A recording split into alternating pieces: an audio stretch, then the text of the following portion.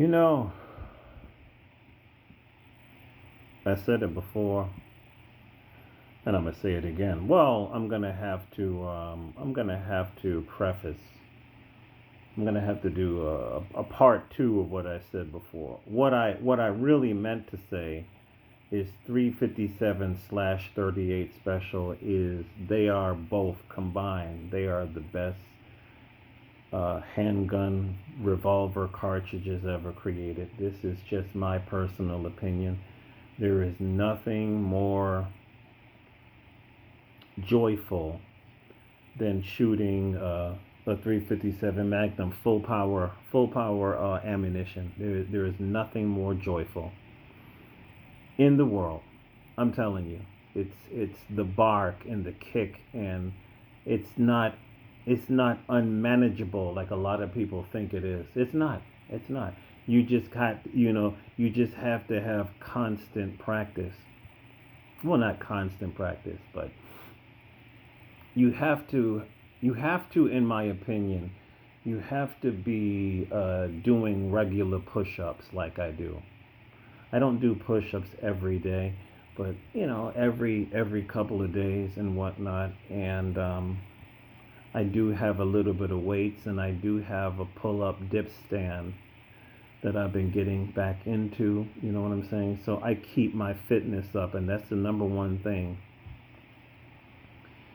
is to keep your fitness up at all times. It's not just having the gun, but being able to run if something is chasing you. You know what I'm saying? So Ruger Security 6, I just love it. I love it, man. That revolver never dies. Smith and Wesson. I'm so tongue tied today. Smith and Wesson Model 10, um, 38 Special. This was actually the first um, firearm that I've ever shot. That was the first one, and that was. I mean, I held other people's guns, but I never fired them. Guns are everywhere in New York State, legal, illegal. You can always know somebody that has a gun. They'll let you pick up their gun and whatever. You know what I'm saying? Uh, the first handgun that I actually shot was this one, and that was when I joined the Armored Car Company. I just applied. They accepted me. I went through their program, and we were carrying these 38 specials. I qualified my first time. I never even shot a handgun before. I qualified. This is a tack driver right here. This is a tack driver. I can put this in the bullseye 50 yards easily. This is a tack driver. The sights on here are amazing. It's pretty much the same thing when I carried. It's the same grips. I actually saw this on J&G Sales. J&G Sales has a lot of these old Smith and Wessons, and they come from police departments used to carry these back in the day all across America, a long time ago. And your armor car guard companies and security guard companies. And I remember the first time I shot it, that was my first time shooting a gun. And they were looking at me, they were like, man, you're good. And they didn't even know that was my first time picking up a gun when I went to qualify to be an armored car guard, right? I mean, zero kick to speak of. The bark is loud, but it's not horribly loud. And it feels like you're shooting 380.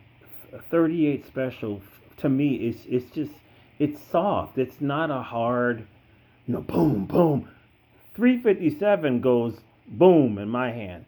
This is it's real soft. It's soft recoil. I love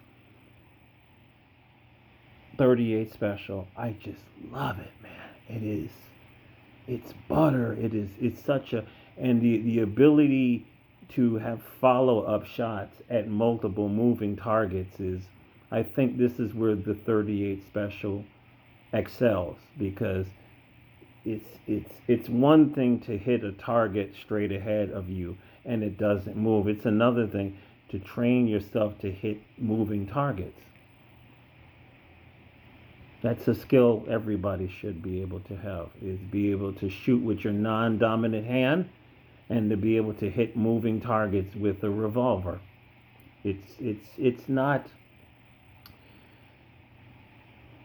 overly hard, but it's just something you got to train yourself to do, and to train to shoot one-handed. That's another thing that I've been doing ever since I've been going to the range, is shooting one-handed.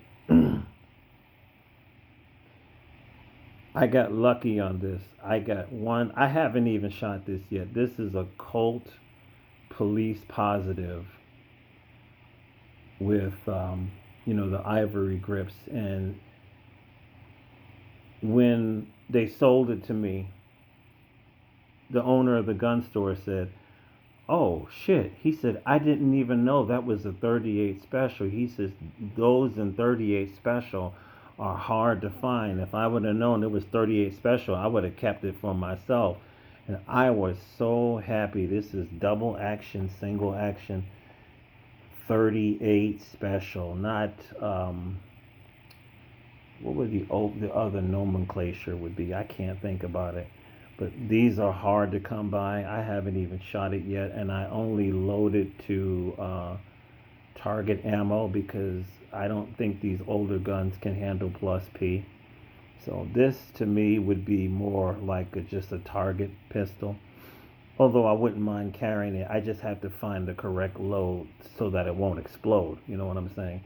But I know this. It feels so good in my hand. This is absolutely butter. And then the 38 Snubby Charter Arms. This is my baby. So out of all of these, it's, well, if I could say my number one carry, it would be the Model 10. That's it. This thing is butter. It is butter. It's butter. And of course, the Snubby would be my backup, like on my, like an ankle holster or whatever. So, you know, you are your own first responder. This is who you are. And you need to practice inside your house, like I do, with the gun unloaded, and practice your draw. Practice your draw. Practice your draw. Practice your draw with your clothes on. How fast it's going to take you to remove your shirt out of the way, to remove your jacket out of the way, and to quickly get on target. And to do what? To point shoot. You're not aiming, you're just pointing in the direction, and you can hit people. This has been taught. It is not a long lost skill. Anybody can learn it.